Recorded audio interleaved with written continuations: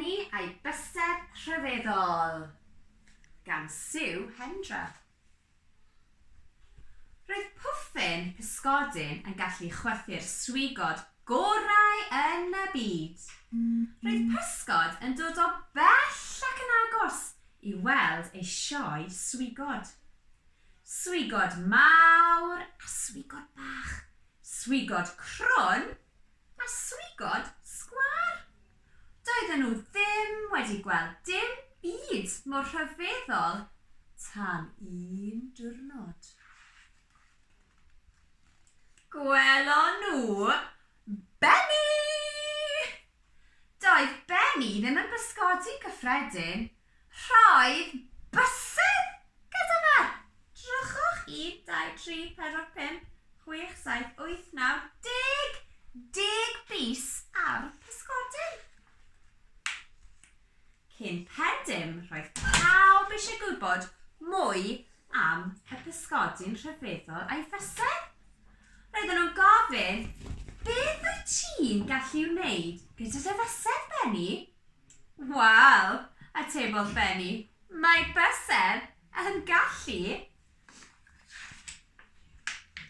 peintio, gwau, torri a gwneud pupedau. Ond yn well na dim, mae bysedd yn dda ar gyfer gogleisio! Dwi'n rhedeg I ffwrdd, pawb yn rhedeg. Doedd y pysgod erioed wedi cael cymaint o hwyl. Dere gael chydig o hwyl, pwffin, dywedodd Beni. Ond doedd pwffin ddim eisiau bod yn rhan o'r hwyl. Roedd e'n teimlo'n trist. Does neb eisiau gweld fy sioe swigod I erbyn hyn, dywedodd e. Dwi'n casau bysedd Beni, maen nhw mor hyrt.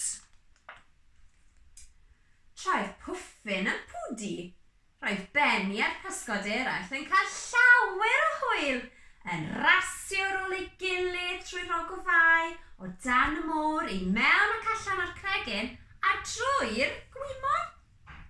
Ond yn sydyn, stopiodd Beni. Fe glywodd e splash yn ferthol a sŵn mawr, splash! Yna, doedd cysgod tywyll dros gwely'r môr. O na! Gwaeddodd Beni. O na! Gwaeddodd y pysgod. Roedd bocs anferth wedi syrthio I mewn i'r môr ac roedd e ar fin gwasgu pwffin! Gwna'r y beth Beni sgrechodd y pysgod yn gyflym.